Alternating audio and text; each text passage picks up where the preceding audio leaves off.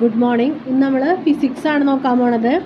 ഫിസിക്സിൽ next chapter 19ാമത്തെ ചാപ്റ്ററാണ് electro magnetic induction and alternating current. Electro magnetic induction and alternating current. അപ്പോൾ magnetic ഫീൽഡിൻ്റെ മാഗ്നറ്റിസത്തിൻ്റെ രണ്ടാമത്തെ ചാപ്റ്ററാണ്, ലാസ്റ്റ് ചാപ്റ്ററാണ് electro magnetic induction and alternating current. അപ്പോൾ നമ്മൾ ഇതിലും അതുപോലെ നമുക്ക് കുറച്ച് ലോസൊക്കെയാണ് നോക്കാനുള്ളത്. ഏത് ചാപ്റ്ററിലാണെങ്കിലും ലോസ് വളരെ ഇമ്പോർട്ടൻ്റ് ആണ്. നമുക്കിത് നോക്കാനുള്ള ഫസ്റ്റ് ലോ എന്ന് പറയുന്നത് Faraday's law of electro magnetic induction. First law വരുന്നത് Faraday's law of electro magnetic induction. ഇനി എന്താണ് ഈ ലോ പറയണേ നോക്കാം. The magnitude of induced EMF is proportional to the rate of change of magnetic flux. അതായത് രണ്ട് കോയിലുകളുണ്ട്. അപ്പോൾ കറണ്ട് പാസ് ചെയ്യുമ്പോൾ അവിടെ എന്ത് സംഭവിക്കുന്നുണ്ട്? ഒരു EMF അവിടെ പ്രൊഡ്യൂസ് ചെയ്യുന്നുണ്ട്, അല്ലെങ്കിൽ ഒരു പൊട്ടൻഷ്യൽ ഡിഫറൻസ് അവിടെ പ്രൊഡ്യൂസ് ചെയ്യുന്നുണ്ട്.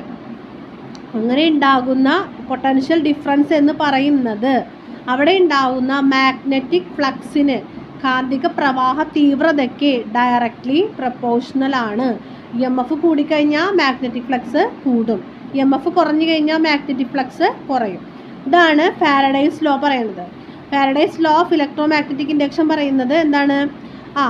മാഗ്നിറ്റ്യൂഡ് ഓഫ് ഇൻഡ്യൂസ്ഡ് EMF, അതായത് അവിടെ ഉണ്ടാകുന്ന രണ്ട് കോയിലുകൾ കറണ്ട് പാസ് ചെയ്തുകൊണ്ടിരിക്കുമ്പോൾ, അല്ലെങ്കിൽ ഒരു കോയിലിൽ കൂടെ കറണ്ട് പാസ് ചെയ്യുമ്പോൾ അവിടെ ഉണ്ടാകുന്ന EMFൻ്റെ മാഗ്നിറ്റ്യൂഡ് എന്ന് പറയുന്നത് എന്താണ്? മാഗ്നറ്റിക് ഫ്ലക്സിന് ഡയറക്റ്റ്ലി പ്രൊപ്പോർഷണൽ ആണ്. അപ്പോൾ നമുക്കതിനെ എങ്ങനെ എഴുതാം? അങ്ങനെ ഉണ്ടാകുന്ന induced EMF sigma is equal to d∅b/dt.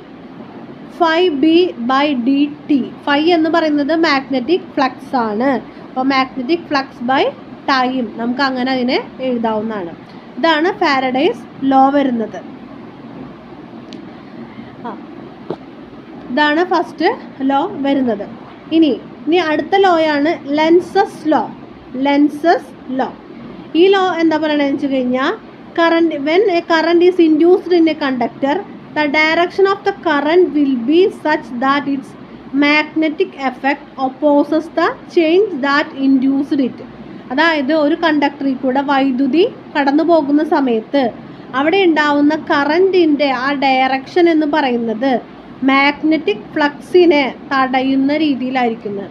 ഒരു കണ്ടക്ടറിൽ കൂടെ കറണ്ട് വരുന്ന സമയത്ത് ആ കറണ്ടിൻ്റെ ഡയറക്ഷൻ എന്ന് പറയുന്നത് എങ്ങനെയായിരിക്കും? അവിടെ എന്തായാലും കറണ്ട് കടന്നു പോകുമ്പോൾ അവിടെ എന്തുണ്ടാവുന്നുണ്ട്? ഒരു മാഗ്നറ്റിക് ഫ്ലക്സ് ഉണ്ടാവുന്നുണ്ട്. ആ മാഗ്നറ്റിക് ഫ്ലക്സിനെ ഒപ്പോസ് ചെയ്യുന്ന രീതിയിലായിരിക്കും കറണ്ട് ഡയറക്ഷൻ. മാഗ്നറ്റിക് ഫ്ലക്സ് ഇങ്ങനെയാണെങ്കിൽ കറണ്ട് ഡയറക്ഷൻ ഇങ്ങനെയാണെന്ന്. അതായത് മാഗ്നറ്റിക് ഫ്ലക്സിൻ്റെ ഒപ്പോസിറ്റ് ഡയറക്ഷനിലാണ് കറണ്ട് പോവുക. കറണ്ടിൻ്റെ പ്രസൻസ് ഉണ്ടെങ്കിൽ മാഗ്നറ്റിക് ഫ്ലക്സ് ഉണ്ടാവുന്നുണ്ട്, പക്ഷേ രണ്ടിൻ്റെയും ഡയറക്ഷൻ എങ്ങനെയാണ്? ഓപ്പോസിറ്റ് ഡയറക്ഷനാണ്. ഇതാണ് ലെൻസസ് ലോ പറയുന്നത്. അതായത് നമ്മൾ നേരത്തെ കണ്ട ഇക്വേഷൻ ഉണ്ടല്ലോ, ഫാരഡേസിൻ്റെ ഇക്വേഷൻ, അതിൻ്റെ മൈനസ് ഫോം. അതായത് sigma is equal to -d∅/dt, അതായത് ഓപ്പോസിറ്റ് ഡയറക്ഷൻ ആണെന്ന് കാണിക്കുന്നു. ഇതാണ് നമുക്കിതിൽ പഠിക്കാനുള്ള പ്രധാനപ്പെട്ട രണ്ട് ലോകൾ, ഫാരഡേസ് ലോയും ലെൻസസ് ലോയും. ഫാരഡേസ് ലോ എന്താ പറയണത്? കറണ്ട് പാസ് ചെയ്യുമ്പോൾ അവിടെ ഒരു EMF ഉണ്ടാവുന്നുണ്ട്. ആ EMFൻ്റെ മാഗ്നിറ്റ്യൂഡ് എന്ന് പറയുന്നത് കറണ്ട് പാസ് ചെയ്യുമ്പോൾ ഓൾറെഡി അവിടെ ഉണ്ടാവുന്ന മാഗ്നറ്റിക് ഫ്ലക്സിന് ഡയറക്റ്റ്ലി പ്രൊപ്പോർഷണൽ ആണ്. ഇനി ലെൻസസ് എന്താ പറയുന്നത്? അങ്ങനെ ഉണ്ടാവുന്ന കറണ്ടിൻ്റെ ഡയറക്ഷൻ, EMFൻ്റെ കാര്യം പറഞ്ഞു, അവിടെ കറണ്ട് പാസ് ചെയ്യുമ്പോൾ കറണ്ട് ഡയറക്ഷൻ എന്ന് പറയുന്നത് മാഗ്നറ്റിക് ഫ്ലക്സിനെ ഒപ്പോസ് ചെയ്യുന്ന രീതിയിലാണ്. ഇതാണ് നമുക്കിതിൽ പഠിക്കാനുള്ള രണ്ട് പ്രധാനപ്പെട്ട ലോസ്. ഇനി നമുക്ക് നോക്കാനുള്ളത് സെൽഫ് ഇൻഡക്ഷനും മ്യൂച്വൽ ഇൻഡക്ഷനും. അപ്പോൾ സെൽഫ് ഇൻഡക്ഷൻ എന്ന് പറയുന്നത് കറണ്ട് പാസ് ചെയ്യുമ്പോൾ അവിടെ എന്തുണ്ടാവുന്നുണ്ട്? ഒരു EMF ഉണ്ടാവുന്നുണ്ടെന്ന് പറഞ്ഞു. ഇനി EMF ഉണ്ടാവുന്ന രീതികളാണ്. EMF ഒരു കോയിലിൽ കൂടെ കറണ്ട് പാസ് ചെയ്യുമ്പോൾ ഒന്നുകിൽ ആ കോയിലിൽ തന്നെ EMF ഉണ്ടാവാം, അല്ലെങ്കിൽ എന്താണ് അതിൻ്റെ ഒരു പ്രസൻസ് കൊണ്ട്, അല്ലെങ്കിൽ ഒരു മാഗ്നറ്റിക് ഫീൽഡിൻ്റെ എഫക്റ്റ് കൊണ്ട് തൊട്ടടുത്തുള്ള കോയിലും എന്ത് സംഭവിക്കാം? ഒരു EMF പ്രൊഡ്യൂസ് ചെയ്യാം. ഇതിനെയാണ് നമ്മൾ സെൽഫ് ഇൻഡക്ഷൻ അല്ലെങ്കിൽ മ്യൂച്വൽ ഇൻഡക്ഷൻ എന്നൊക്കെ പറയുന്നത്. നമുക്ക് സെൽഫ് ഇൻഡക്ഷൻ എന്താണെന്ന് നോക്കാം കേട്ടോ.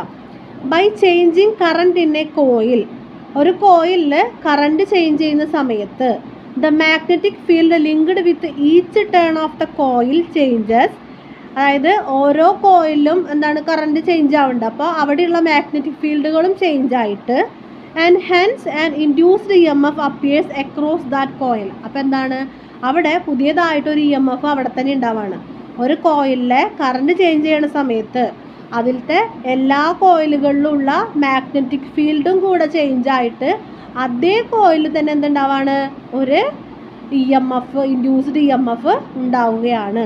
ഇതിനെയാണ് എന്ത് പറയുക സെൽഫ് ഇൻഡക്ഷൻ, അല്ലെങ്കിൽ ഈ ഒരു പ്രോപ്പർട്ടീനെയാണ് സെൽഫ് ഇൻഡക്ഷൻ എന്ന് പറയാം. അപ്പോൾ സെൽഫ് ഇൻഡക്ഷൻ വഴി ഉണ്ടാകുന്ന EMF induced EMF is equal to -L into I2 minus I1 by T. അപ്പോൾ ഇവിടുത്തെ L എന്ന് പറയുന്നത് കോയിഫിഷ്യൻ്റ് ഓഫ് സെൽഫ് ഇൻഡക്ഷൻ ആണ്. സെൽഫ് ഇൻഡക്ഷൻ്റെ കോയിഫിഷ്യൻ്റ് ആണ് L എന്ന് പറയുന്നത്.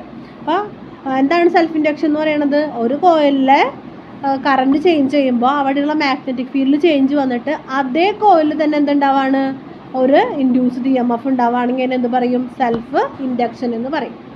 ഇനി സെൽഫ് ഇൻഡക്ഷൻ സോളിനോയിഡിൻ്റെ കേസിലാണെങ്കിൽ, സോളിനോയിഡ് എന്ന് പറയുന്നത് എന്താണ്, നമ്മൾ ഇപ്പോൾ വയറൊക്കെ ചുറ്റിപ്പിടിച്ച് നമ്മൾ ഉണ്ടാക്കിയെടുക്കുന്ന ഒരു മാഗ്നറ്റിക് അപ്പാരറ്റസ് ആണ് സോളിനോയിഡ് എന്ന് പറയുന്നത്.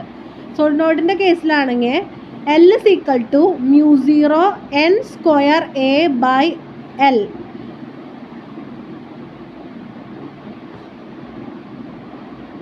L is equal to mu0 n square A by I ആണ് കേട്ടോ, സോറി I ആണ്.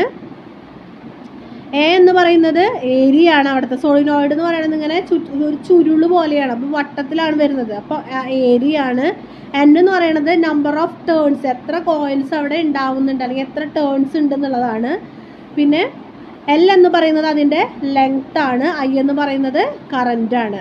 mu0 എന്ന് പറയുന്നത് എന്താണ് മാഗ്നറ്റിക് പെർമിയബിലിറ്റി ആണ്. അപ്പോൾ ഇതാണ് സോളിനോയിഡിൻ്റെ കേസിൽ പറയാനുള്ളത്.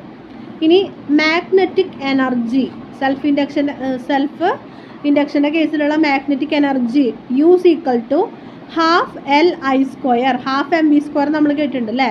അതേപോലെ ½ Li², L എന്ന് പറയുന്നത് എന്താണ് ലെങ്ത്ത്, I എന്ന് പറയുന്നത് കറൻറ്റ്. ഇതാണ് നമുക്ക് സെൽഫ് ഇൻഡക്ഷൻ്റെ കേസിൽ പറയാനുള്ളത്.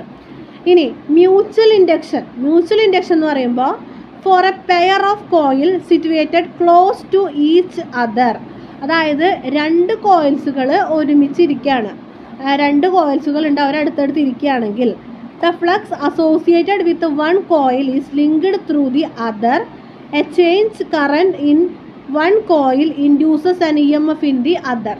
അപ്പോൾ രണ്ട് കോയിലുകൾ എന്താണ് അടുത്തടുത്ത് ഇരിക്കുകയാണെങ്കിൽ ഒരു കോയിലിലെ കറണ്ട് ചേഞ്ച് ചെയ്യുമ്പോൾ തൊട്ടടുത്ത കോയിൽ എന്തുണ്ടാവാണ് EMF ഉണ്ടാവാണ്. അതായത് ഇവിടുത്തെ മാഗ്നറ്റിക് ഫീൽഡ് കറണ്ട് ചേഞ്ച് ചെയ്യുമ്പോൾ എന്താണ് മാഗ്നറ്റിക് ഫീൽഡ് ഉണ്ടല്ലോ ഓൾറെഡി കറണ്ട് പാസ് ചെയ്യുമ്പോൾ, ആ മാഗ്നറ്റിക് ഫീൽഡ് തൊട്ടപ്പുറത്തെ കോയിലിനെ എഫക്റ്റ് ആക്കിയിട്ട് എന്താണ് അവിടെ EMF പ്രൊഡ്യൂസ് ചെയ്യുക. അതിനെയാണ് മ്യൂച്വൽ ഇൻഡക്ഷൻ എന്ന് പറയുന്നത്. മ്യൂച്വൽ ഇൻഡക്ഷൻ എന്ന് പറയുന്നത് ഒരു പെയർ ഓഫ് കോയിൽസ്, രണ്ട് കോയിൽസ് അടുത്തടുത്ത് ഇരിക്കുകയാണ്, ഒരു കോയിലിൽ കറണ്ട് ചേഞ്ച് ചെയ്യുമ്പോൾ മറ്റേ കോയിലിൽ EMF ഉണ്ടാവാം. അതാണ് മ്യൂച്വൽ ഇൻഡക്ഷൻ. സെൽഫ് ഇൻഡക്ഷൻ എന്ന് പറഞ്ഞു കഴിഞ്ഞാലോ ഒരു കോയിലിൽ കറണ്ട് ചേഞ്ച് ചെയ്യുമ്പോൾ അതേ കോയിലിൽ തന്നെ EMF ഉണ്ടാവാം. അതിനെയാണ് സെൽഫ് ഇൻഡക്ഷൻ എന്ന് പറയുന്നത്. നേരത്തെ ഇതാണ് മ്യൂച്വൽ ഇൻഡക്ഷൻ. അപ്പോൾ മ്യൂച്വൽ ഇൻഡക്ഷൻ്റെ കോയിഫിഷ്യൻ്റ് എന്ന് പറയുന്നത് M ആണ്. സെൽഫ് ഇൻഡക്ഷൻ്റെ എല്ലായിരുന്നു, മ്യൂച്വൽ ഇൻഡക്ഷൻ്റെ M ആണ്. അപ്പോൾ ഇൻഡ്യൂസ്ഡ് EMF എന്ന് പറയുന്നത് sigma is equal to -MdI/dt. അപ്പോൾ ഇതാണ് മ്യൂച്വൽ ഇൻഡക്ഷനും സെൽഫ് ഇൻഡക്ഷനും. ഇനി നമുക്ക് നോക്കാനുള്ളത് ട്രാൻസ്ഫോമറിനെ കുറിച്ചാണ്. ഇപ്പോൾ ട്രാൻസ്ഫോമർ എന്ന് പറയുന്നത് ഇലക്ട്രിക്കൽ എനർജീനെ കൺവേർട്ട് ചെയ്യുന്ന അല്ലെങ്കിൽ മാഗ്നറ്റിക്കും ഇലക്ട്രിക്കൽ എനർജിയും യൂസ് ചെയ്യുന്ന ഒരു ഡിവൈസാണ് എന്ത് ട്രാൻസ്ഫോമർ എന്ന് പറയുന്നത്. അപ്പോൾ ട്രാൻസ്ഫോമറിന് രണ്ട് വിൻഡിങ്സ് ആണുള്ളത്, അല്ലെങ്കിൽ രണ്ട് ചുരുളുകളാണ് ഉണ്ടാവുക, പ്രൈമറി സെക്കൻഡറി. പ്രൈമറിയിൽ എന്താ സംഭവിക്കണമെന്ന് വെച്ച് കഴിഞ്ഞാൽ പ്രൈമറിയിൽ ഇലക്ട്രിക്കൽ എനർജീനെ മാഗ്നറ്റിക് എനർജി ആക്കിയിട്ട് കൺവേർട്ട് ചെയ്യും. സെക്കൻഡറിയിൽ ഈ മാഗ്നറ്റിക് എനർജീനെ വീണ്ടും ഇലക്ട്രിക്കൽ എനർജി ആയിട്ട് കൺവേർട്ട് ചെയ്യും. ഇതാണ് ട്രാൻസ്ഫോമറിൻ്റെ പ്രവർത്തന തത്വം എന്ന് പറയുന്നത്. അപ്പോൾ ട്രാൻസ്ഫോമർ എന്ന് പറയുന്നത് എന്താണ് ഇലക്ട്രിക് എനർജി മാഗ്നറ്റിക് എനർജിയും യൂസ് ചെയ്യുന്ന ഒരു ഡിവൈസാണ്. ഇതിന് രണ്ട് ചുരുളുകൾ ഉണ്ടായിരിക്കും അല്ലെങ്കിൽ രണ്ട് വിൻഡിങ്സ് ഉണ്ടായിരിക്കും, പ്രൈമറിയും സെക്കൻഡറിയും. പ്രൈമറിയിൽ എന്ത് നടക്കുന്നത്? ഇലക്ട്രിക്കൽ എനർജീനെ മാഗ്നറ്റിക് എനർജിയാക്കി മാറ്റുന്നു. സെക്കൻഡറിയിൽ മാഗ്നറ്റിക് എനർജീനെ വീണ്ടും ഇലക്ട്രിക്കൽ എനർജി ആക്കിയിട്ട് മാറ്റുന്നു. ഇനി ഒരു ഐഡിയൽ ട്രാൻസ്ഫോമർ ആവണമെങ്കിൽ ഒരു ഐഡിയൽ ട്രാൻസ്ഫോമറിൻ്റെ കാര്യങ്ങൾ എന്തൊക്കെയാണെന്ന് വെച്ച് കഴിഞ്ഞാൽ പ്രൈമറി സെക്കൻഡറി ഈ രണ്ട് കാര്യങ്ങളിലും ഈ രണ്ട് വിൻഡിങ്സിലുള്ള റെസിസ്റ്റൻസ് 0 ആയിരിക്കണം. രണ്ടാമത്തെ കേസ് എന്ന് പറയുന്നത് ഫ്ലക്സ് ലീക്കേജ് പാടില്ല. പ്രൈമറിയും സെക്കൻഡറിയും തമ്മിലൊരു മാഗ്നറ്റിക് ഫ്ലക്സിൻ്റെ കണക്ഷൻ ഉണ്ടാവണം. ആ ഫ്ലക്സിൻ്റെ ലീക്കേജ് ഉണ്ടാവാനായിട്ട് പാടില്ല. അതേപോലെ കോറിൽ എനർജി നഷ്ടം പാടില്ല, അല്ലെങ്കിൽ എനർജി ലോസ് ആവാനായിട്ട് പാടില്ല. ഇതൊക്കെയാണ് ഒരു ഐഡിയൽ ട്രാൻസ്ഫോമറിൻ്റെ ക്യാരക്ടേഴ്സ്.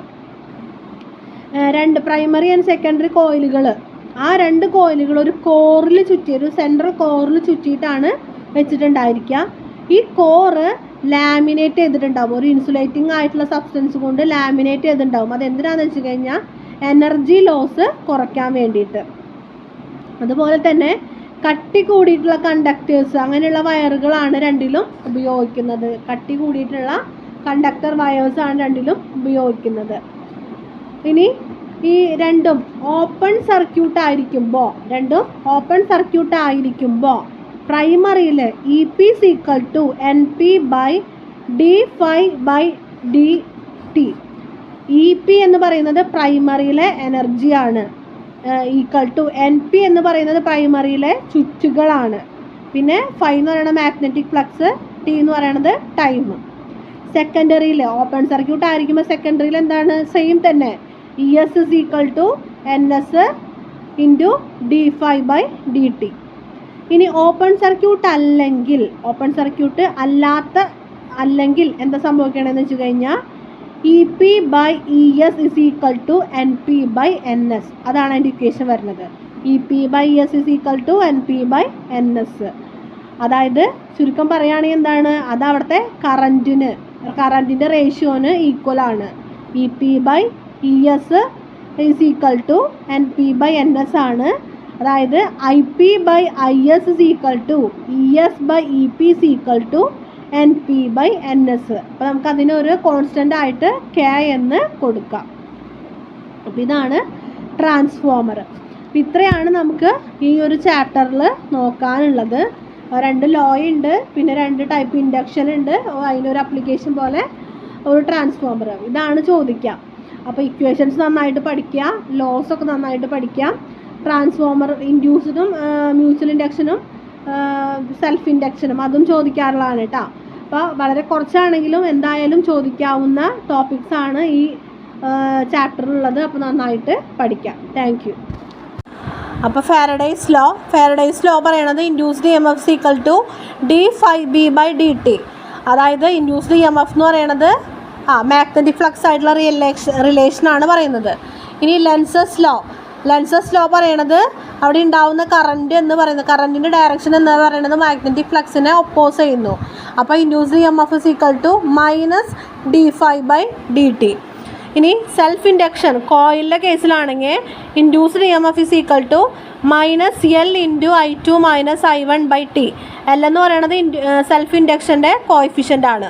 സോളിനോയിഡിൻ്റെ കേസിലാണെങ്കിൽ L = μ0 എന്ന് പറയുന്നത് പെർമിയബിലിറ്റി ഓഫ് മാഗ്നറ്റിക് ഫ്ലക്സ് ആണ്. N² N എന്ന് പറയുന്നത് നമ്പർ ഓഫ് കോയിൽസ് ആണ്. A എന്ന് പറയുന്നത് ഏരിയ ആണ്, I എന്ന് പറയുന്നത് അവിടുത്തെ കറൻ്റ് ആണ്. ഇനി മാഗ്നറ്റിക് എനർജി എന്ന് പറയുന്നത് U = ½ Li². ഇനി mutual ഇൻഡക്ഷൻ്റെ കേസിലാണെങ്കിൽ induced EMF = -M di/dt. ഇവിടെ M എന്ന് പറയുന്നത് മ്യൂച്വൽ ഇൻഡക്ഷൻ്റെ കോഎഫിഷ്യൻ്റ് ആണ്. ഇനി transformer open സർക്യൂട്ടിലാണെങ്കിൽ പ്രൈമറിയിൽ EP = NP d∅/dt. ഈ എനർജി N എന്ന് പറയുന്നത് അവിടുത്തെ ചുരുളുകളാണ്. സെക്കൻഡറിയിൽ ES = NS d∅/dt. ഇനി ഓപ്പൺ സർക്യൂട്ട് അല്ലെങ്കിൽ IP/IS = ES/EP = NP/NS. അപ്പോൾ നമുക്ക് അതിനെന്ത് ചെയ്യാം? K എന്ന് പറയുന്നൊരു കോൺസ്റ്റൻറ്റ് വെച്ചിട്ട് പറയാം. അപ്പോൾ ഇത്രയാണ് ഇതിലുള്ള ഇക്വേഷൻസ് പഠിക്കുക. ഡയറക്റ്റായിട്ട് സബ്സ്റ്റിറ്റ്യൂട്ട് ചെയ്യാനായിട്ട് ചോദിക്കാം, അല്ലെങ്കിൽ 1 മാർക്കിനൊക്കെ ജസ്റ്റ് ഇക്വേഷനായിട്ടും ചിലപ്പോൾ ചോദിക്കാം. ലോസ് പഠിക്കാം. ഇത്രയുള്ള ഈ ചാപ്റ്റർ നന്നായിട്ട് പഠിക്കാം.